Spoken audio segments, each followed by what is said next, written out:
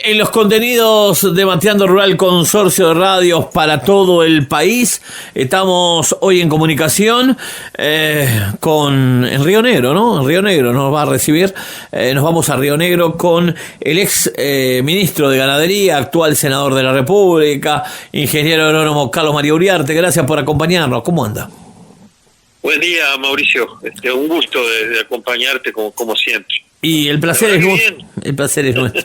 Uriarte, bueno, a propósito, cuéntenos acerca de cuáles son los cuestionamientos que usted ha hecho en los planteos del Ministerio de Ganadería, Agricultura y Pesca, que lo ha titulado como inoportunos. Bueno, buenos días, Mauricio. Buenos días a todos tus oyentes. Siempre es un gusto participar de tu programa. El tema amerita, como todos saben, a la rendición de cuentas, ¿no? En estos momentos el Parlamento está abocado al estudio de la rendición de cuentas, en la cual se incluyen normalmente todas las propuestas de gastos y de ajustes y de necesidades de principalmente los ministerios y el gobierno como un todo. Y el Parlamento las discute para modificarlas, aprobarlas, de acuerdo a su saber y entender. Y en esta rendición de cuentas, el Ministerio de Ganadería, entre otras cosas, propone la creación y ajuste de tasas, la creación también de exigencias burocráticas, como son certificados, habilitaciones, que más allá de su pertinencia, y porque en su mayoría atienden al rubro agrícola, al sector agrícola, y que está pasando el peor momento o saliendo de la peor zafra de la historia, de su historia, plantear en estos momentos ajustes de tasas, de pago, la creación de otras exigencias que también significan aumento de gastos. Entendemos que más allá de su pertinencia, no es el momento. Por eso decimos que los consideramos inoportunos. No es el momento para plantearle al sector aumento de costos.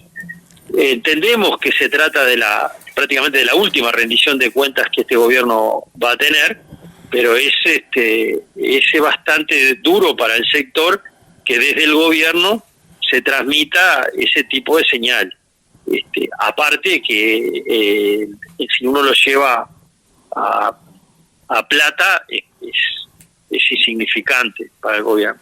Lo más importante en esto es pensar en el sector, es pensar en la inmensa cantidad de productores que la están sufriendo, que han salido como decía, de la peor zafra de la historia del Uruguay, donde la inmensa mayoría quedaron endeudados en lo que significa en la zafra. Si bien hay que tener en cuenta de que venían de zafras muy buenas anteriormente, esto fue un golpe muy duro. Y recordemos a los oyentes que el país en el último verano cosechó el 30% del grano que pensaba cosechar aproximadamente, y que el sector como un todo dejó de percibir casi 2.000 millones de dólares de acuerdo a estimaciones del propio Ministerio de Ganadería. Cuando usted hace referencia de las pérdidas, estamos hablando y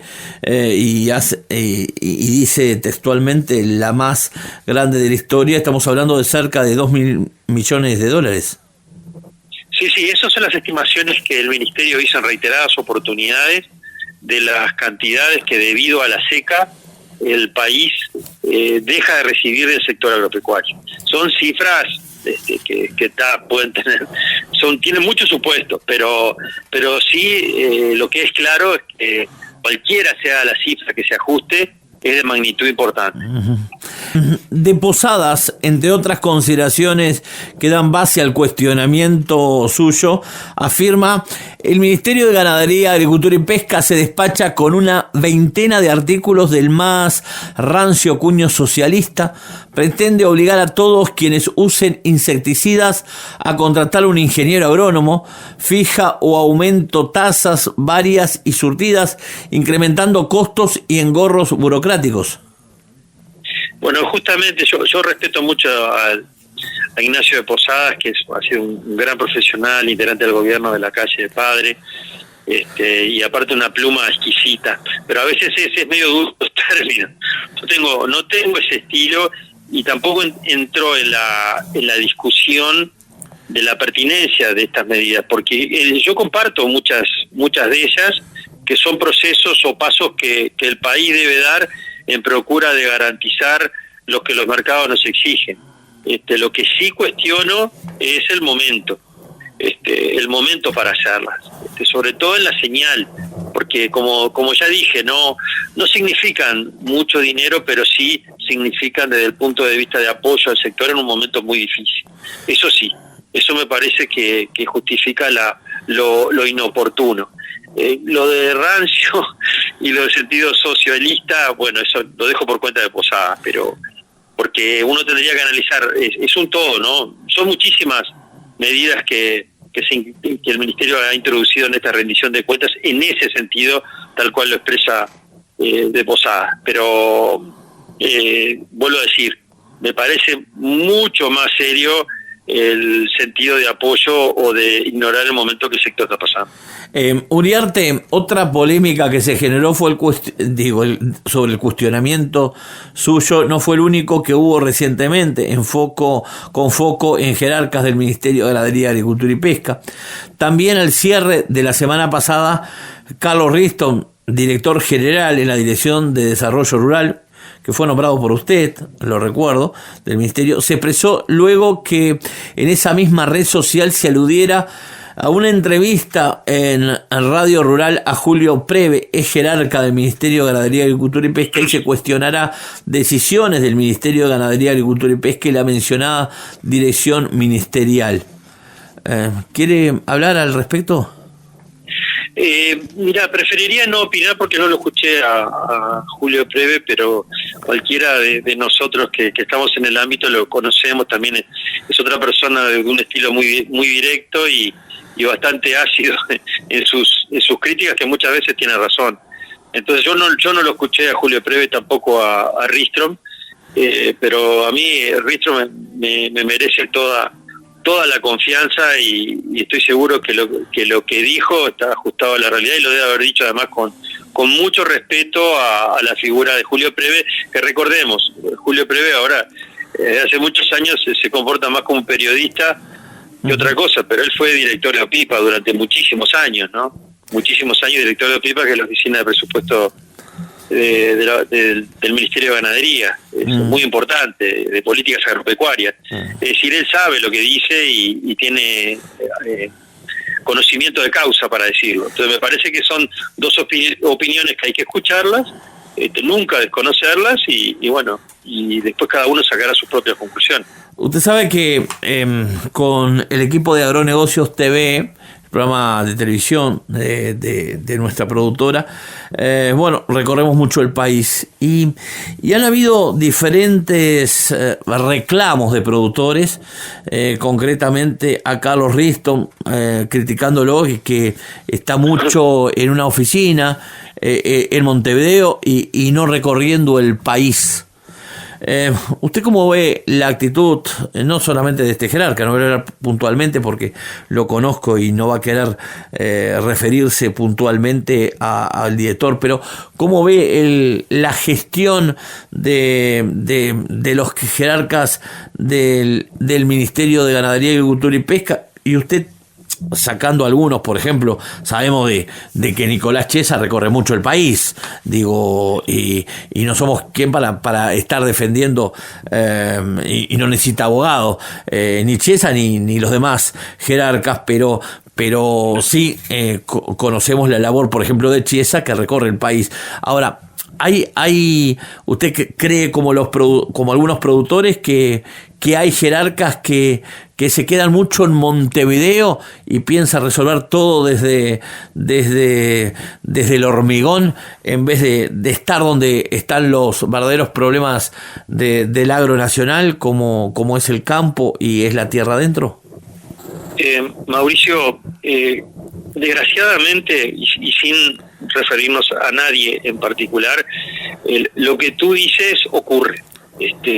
No sé, en los últimos tiempos no te puedo opinar con propiedad porque realmente no tengo conocimiento de cómo han funcionado en estos últimos 2 años a los directores. Pero sí te puedo hablar que mientras nosotros estuvimos, y en el caso concreto de Ristra no tengo ningún problema en decirlo, él concurría, él andaba y tenemos numerosos proyectos que llevamos a cabo con él, ya que la dirección de desarrollo rural, él antes estaba en la de transferencia y tenía mucho que ver en muchísimos aspectos. También sé y soy consciente de que los productores desearían tener al ministerio mucho más presente cerca de eso, ¿no? Cerca presentes, y a veces las cosas no se pueden dar.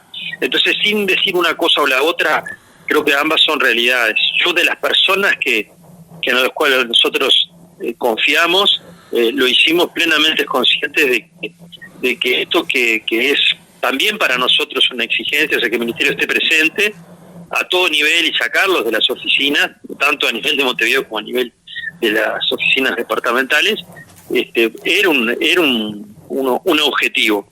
Espero que siga siendo así. Yo, en cuanto a las personas que nosotros confiamos en ese sentido, y durante el periodo que nosotros estuvimos, doy fe de que así fue. Siempre hay gente que prefiere hacer de ñoquis, porque eso siempre hay, y bueno, uno cuando es responsable de todos esos, hace lo imposible para mover todas las piezas y tratar de que eso se reduzca al mínimo, pero es prácticamente un imposible pretender que todos se comparten como uno desearía. Lo importante es tratar de transmitir lo que uno desea y que las cosas se hagan. Espero que en estos momentos estén funcionando así. Yo no tengo elementos para opinar en otro sentido, pero reconozco que los productores puedan sentir así. Hay otro ejemplo que es muy claro cuando uno anda, y más cuando uno está tan ahora de vuelta del lado de la producción, pero hay un reclamo muy fuerte tanto a nivel de las campañas sanitarias, tanto a nivel de garrapata y como bichera, de que entienden que antes el ministerio otra cosa, que ahora no está funcionando, y bueno, son sentimientos que se deben entender, y también a veces está las dos puntas. Está la forma en la cual las direcciones políticas del ministerio se realizan, y ahí yo no cargo a los directores y a la autoridad del ministerio porque simplemente obedecen las direcciones que le mandan, sino a la voluntad o las direcciones políticas que del ministerio se implementan para direccionar los trabajos, ¿no? Tanto todas las campañas sanitarias. Pero tengamos claro los productores que el ministerio actual no es el ministerio de antes, y lo que uno desearía es que prácticamente vinieran los funcionarios del ministerio a bañar ganado, a controlar, como sea antes en las ferias. Eso ya prácticamente es imposible, y tenemos que ser conscientes de que hoy el trabajo del ministerio es otro, ¿no? Lo que no quiere decir, y bajo ningún término que estoy excusando nada, y que hay mucho para trabajar, tanto a nivel de la garrapata como la bichera. Bueno, la bichera prácticamente avanza muy lentamente a lo que debería avanzar. Ya vamos a tocar el tema de la campaña sanitaria, pero quiero tomar por un instante o pedir una reflexión sobre un tema que hizo mucho ruido, ¿no? Hizo mucho ruido, y es el aporte a colonos. Se habla de 50 millones de pesos no reembolsables. ¿Cómo lo toma? Perdóname, pero aportes de colonos, ¿a qué te refieres? Aporte de dinero a colonos, con el tema de, aportes que se hicieron a los colonos no reembolsables por el tema de la emergencia. Y bueno, todo ese tipo de ayudas, si no son bien valoradas, yo no las comparto, nunca las compartí. Cuando justamente en la Dirección de Desarrollo Rural, cuando nosotros asumimos, se venía una política que era parecida al MIDES, ¿no? El MIDES agropecuario, donde a través de esa oficina se dieron en 15 años más de 80 millones de dólares que se cargaron al endeudamiento nacional. Nosotros, a partir de las emergencias agropecuarias que tuvimos que declararlas por sequía casi que al asumir, durante esos 2 años hay un fondo de emergencia agropecuaria a lo cual recurrimos, pero siempre tratando de que se devolviera para mantener el fondo vivo, ¿no? Para que hubiera siempre plata con la cual apoyar a la gente cuando lo precisa. Claro, se daban condiciones muy especiales para que la gente lo pudiera hacer una vez que se recuperara de esa emergencia. Y esa fue la política que instrumentamos en lugar de la de dar, que se instrumentó durante 15 años. Si estos fondos a colonos están direccionados en ese sentido de dar y no pedir nada a cambio, yo no lo comparto. Honestamente creo que se hace más mal que bien. Obviamente que la devolución, primero la dada, tiene que estar dentro de ciertos parámetros que lo justifiquen. Y lo otro, la devolución tiene que estar también con criterios que no ahoguen a las personas que se pretende ayudar. Como lo desconozco cuáles fueron las condiciones, no me atrevo a decir más que eso. Pero todas las políticas de ayuda, a nuestro entender, tienen que tener algo a cambio. Así se puede seguir ayudando. Dentro de lo que es la campaña sanitaria, sobre algunos cambios, algunas modificaciones que ha tomado el doctor Diego de Freitas, además nombrado por usted como director general de servicios ganaderos, fue el tema de permitir, y arranco por la garrapata, de trasladar con cáscara animales. Y esto ha generado otro ruido, ¿no? Otro ruido grande, dentro inclusive de lo que son los productores y dentro de lo que es el entorno del sector. ¿Cuál es su opinión al respecto? Bueno, yo creo que el tema garrapata, obviamente que yo tengo total confianza a Diego de Freitas, al doctor Altuna y sobre todo también a quien está encargado de la campaña de garrapata en sí dentro del ministerio, que es el doctor Marcelo Cortés. El permitir, a veces hay un tema de comunicación, que creo que es lo que ha fallado en estos momentos y es el por qué se genera malestar.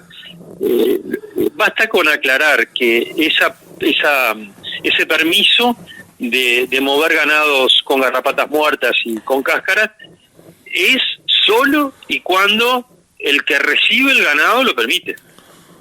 Porque si alguien considera que está en riesgo su situación y no quiere recibir esos ganados, no lo tiene por qué recibirlo.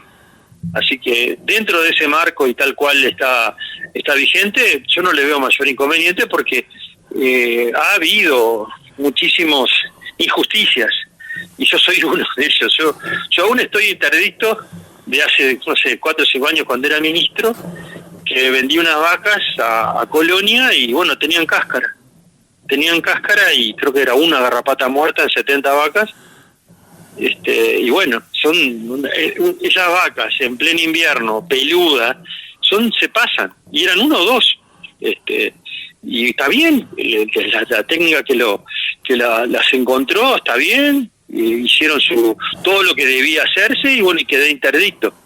Pero es para mí una gran injusticia. Ganado dio vuelta, ¿no? O sea, no llegó al predio, dio vuelta, o sea, se cargó de vuelta y se vino de vuelta para mi casa. Y bueno, y quedé con eso que a mí no al revés no me complica, me ayuda porque los tengo más a los técnicos del ministerio en la vuelta tratando de ayudarme a combatir la garrapata. Pero fue una gran injusticia, Entonces eso trasladado a muchísimos casos en los cuales, por ejemplo, en las ventas por pantalla, los que me escuchan sabrán bien de lo que hablo. Se venden animales y cuando los van a cargar tienen cáscara, tienen garrapatas muertas, pasan después semanas tratando de controlarlo, los animales pierden peso y bueno, todo se degenera y a veces hasta se deshacen los negocios. Entonces, en conclusión, me parece sano, me parece bien esta medida del ministerio, y recordemos a los productores que no están obligados a recibir animales con garrapatas muertas y cáscaras si es que no lo desean. Le sigo con la garrapata. Hay como un teléfono descompuesto. Por parte del MGAP se dice que tiene una encuesta y que se está mucho mejor que antes, o como maquillándolo.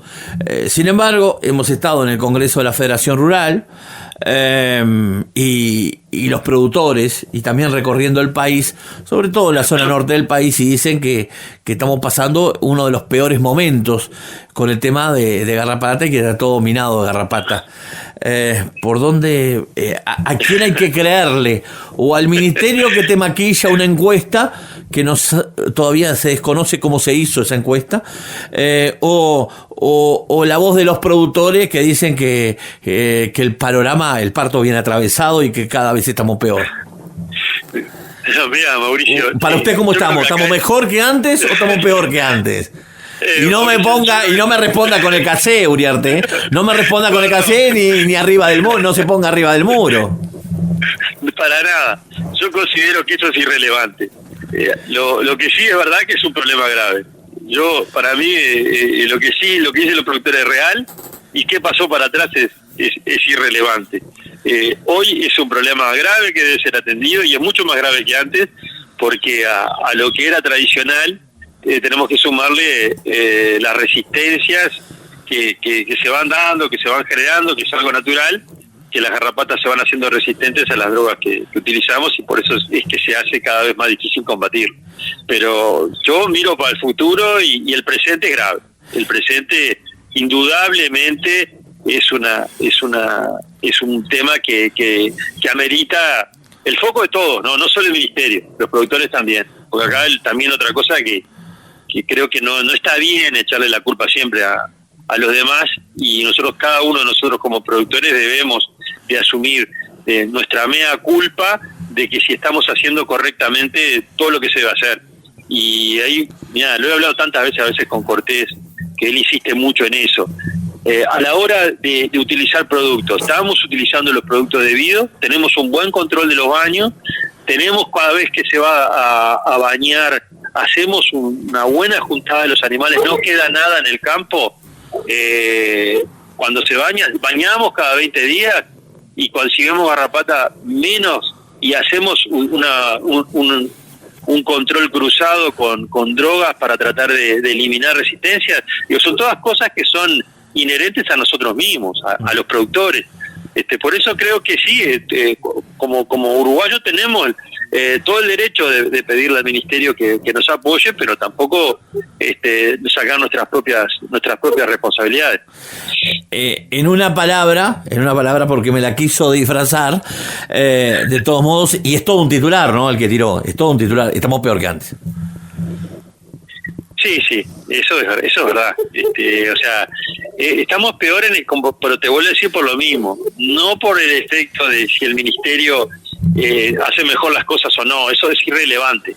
Es porque realmente estamos frente a un enemigo que se adapta, que es muy difícil, y porque no hacemos las cosas bien, eso, y se reproduce.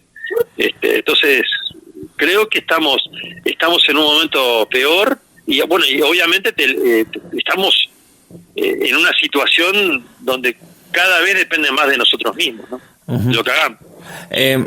Sabemos, y usted ha peleado mucho y ha insistido mucho, y quizás ha sido la voz más fuerte acerca de que había que pelear contra la mosca lavichera, y finalmente parece que sale el proyecto de la erradicación. Bueno, ya ha sido designado Romeo Volonté como gerente general del programa de erradicación de la lavichera, que va a depender de servicios ganaderos. Primero, ¿cómo toma la decisión de ser nombrado y que le elegido sea Romeo Volonté para estar al frente de eso. Va a tener un presupuesto de $70 millones con un problema, sobre todo para el sector ovino, básicamente, para toda la ganadería, pero también para el sector ovino fundamentalmente, donde la bichera le genera a los productores una pérdida de $41 millones anuales.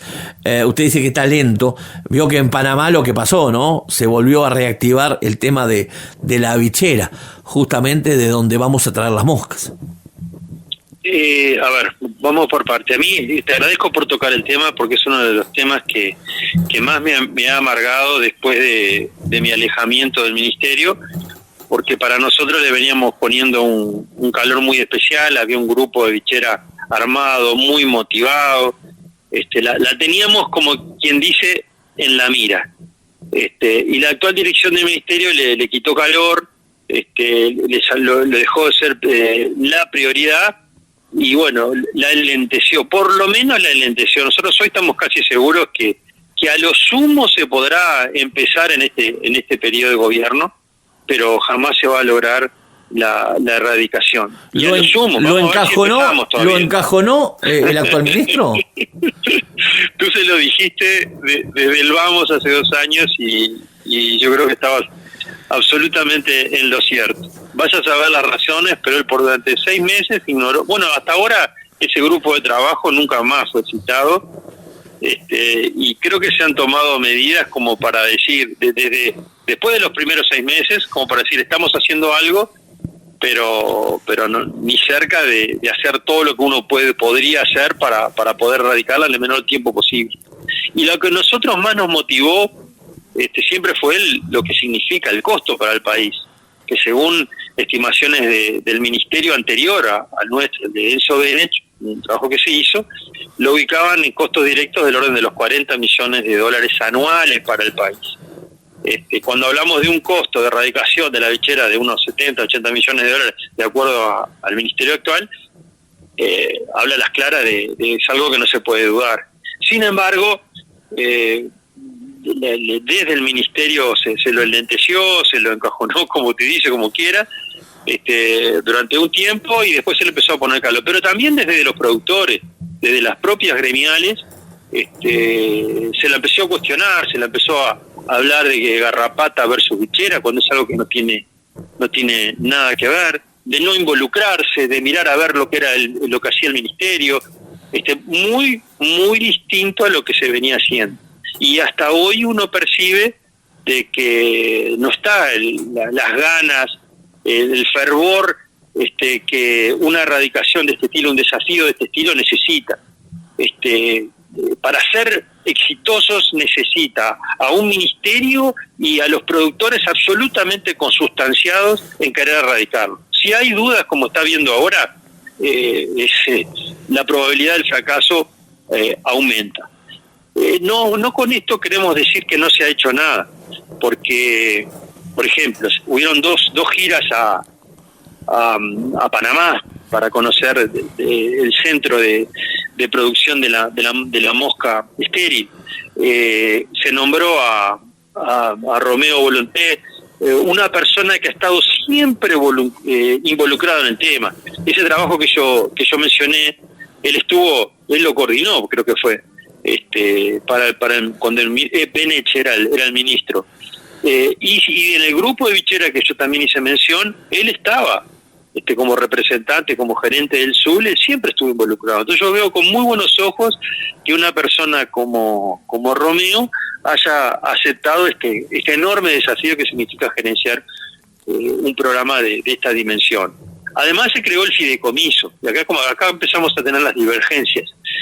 Un fideicomiso para la erradicación de la bichera, que se alimenta con fondos del Fondo de Enfermedades Prevalentes. Y aquí empezamos con los problemas, porque el Fondo de Enfermedades Prevalentes fue creado para la tuberculosis y la brucelosis. Incluso en algún momento llegó a estar casi en cero por todo lo que se debía pagar de subsidios en la medida de control de ambas enfermedades.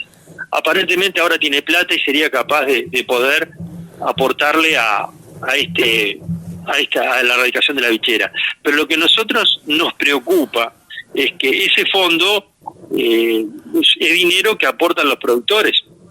Cada vez que se exporta, que se faena un animal, también algo de la carne lo aporta, pero el control del uso de ese dinero está en manos de los productores, aún sigue estando en manos de los productores. Ahora, cuando se trasladan fondos de ahí a el fideicomiso para la erradicación de la bichera, se perdería ese control, porque ahí la comisión, que en teoría, porque todavía no está bien definido, tendría más votos del lado del ministerio que del lado de los productores.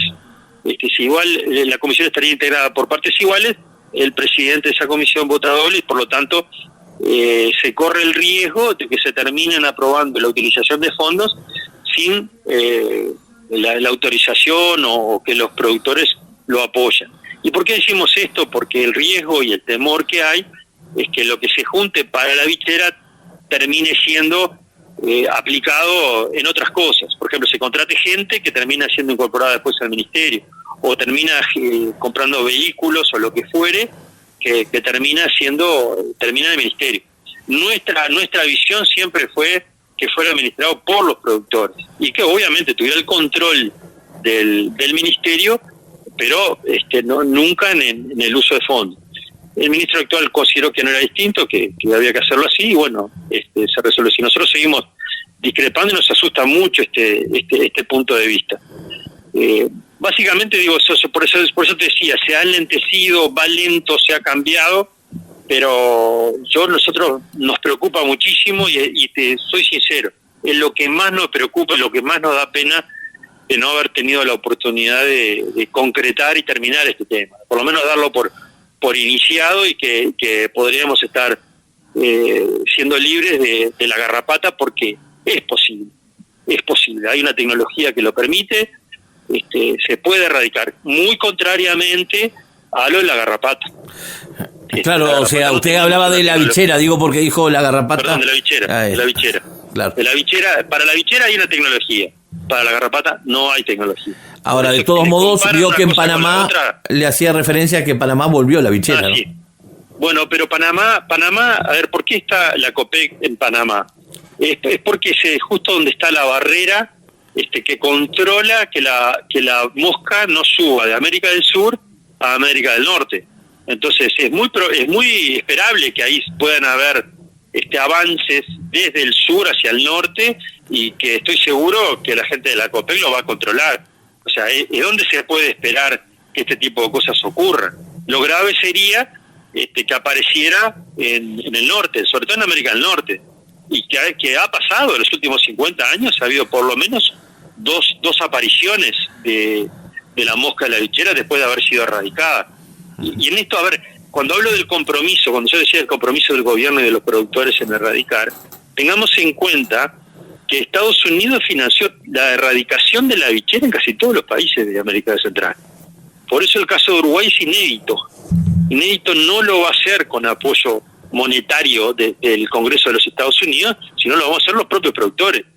Por eso tenemos que ser celosos en la utilización de los fondos. Esa es la diferencia que existe entre todos los otros programas que se dieron de erradicación exitosos. Solo uno fracasó, que fue el de Jamaica, con nosotros, ¿no? Uh-huh. ¿No? Básicamente es eso. Lamento, y bueno, espero que el gobierno que venga, sea cual fuere, lo agarre de vuelta con calor y pueda concretar esto, que es absolutamente posible. Se generó un cortocircuito en la coalición multicolor. Por un lado, el planteo de su amigo, el vicepresidente de INAC, Guido Machado, sobre el tema de estudiar el tema de hormonas. Sin embargo, salió Sebastián da Silva con todo, ¿no? Más allá de que hoy lo ha descartado ponerlo allí en la discusión del INAC, en ese tema, el propio Guido Machado. ¿Cuál es la reflexión que toma y cuál es su posición al respecto? A ver, de vuelta para aclarar el tema a los oyentes. La utilización de hormonas varía, ¿no? De acuerdo al objetivo que tengan. Pueden haber hormonas de la reproducción, que son las que utilizamos en la inseminación para sincronizar celos, que también hay algunas de ellas que están cuestionadas y hoy están en suspenso, como el estradiol, y hay otras que son las hormonas de crecimiento, que lo que hacen es mejorar la eficiencia de conversión del alimento en carne. Esas son las que desde hace muchísimo tiempo están prohibidas su uso en Uruguay. Y su uso se prohibió básicamente por exigencias del mercado común europeo, el cual durante solo más de 20 o 30 años, a menos que yo recuerde, había una prohibición a la entrada de animales o carne de animales que hubieran sido tratados con hormonas de crecimiento. Eso llevó a que países como Estados Unidos, que hacen un uso bastante exacerbado de esas hormonas, sobre todo en los feedlot, le hicieran juicio o mantuvieran una divergencia con el mercado común europeo, porque ellos entendían que no había razones científicas, técnicas, valideras, por las cuales no utilizar las hormonas de crecimiento en la producción de carne. Es decir, las hormonas no producirían daños a la salud humana por el consumo de carnes con dichas hormonas.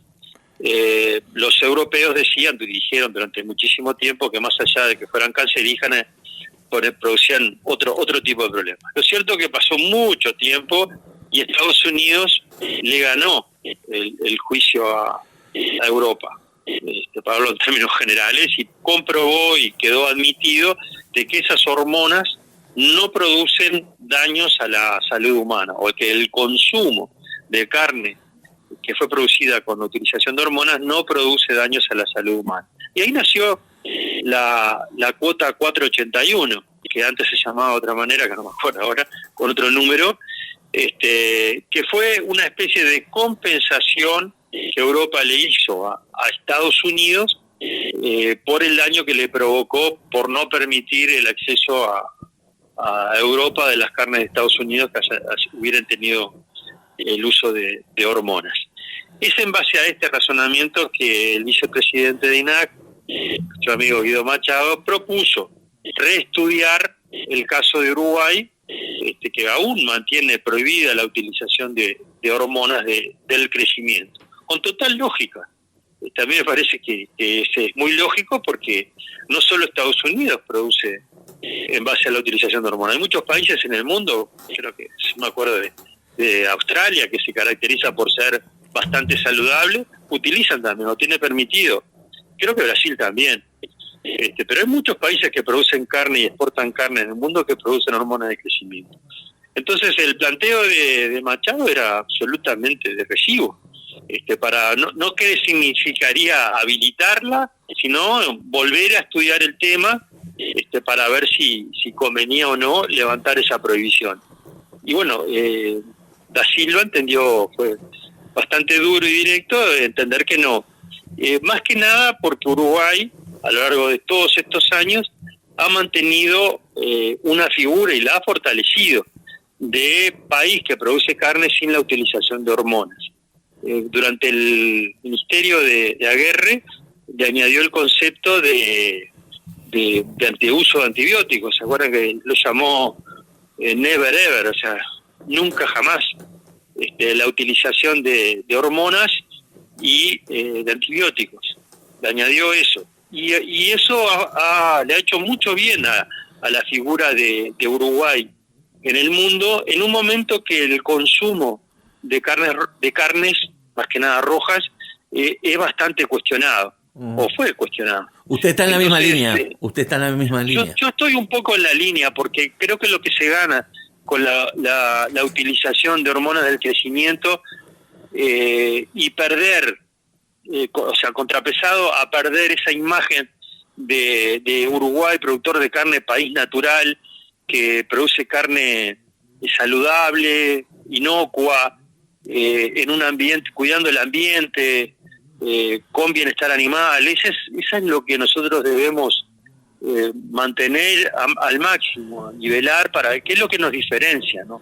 Y como somos tan chicos y debemos diferenciarnos del resto para poder no solo acceder a mercados, sino aspirar a tener mejores precios, es una imagen de país que debemos conservar, y en esto, entendiéndolo y entendiendo que también es totalmente planteable lo que ha dicho nuestro amigo Machado, pero yo me inclinaría más por mantener eso que nos diferencia en el mundo, y al consumidor que no sabe nada, ya solo sentirlo hablar de hormonas ya se le para los pelos y prefiere optar por otra que no tenga, consumir otra carne que le dice sin hormonas.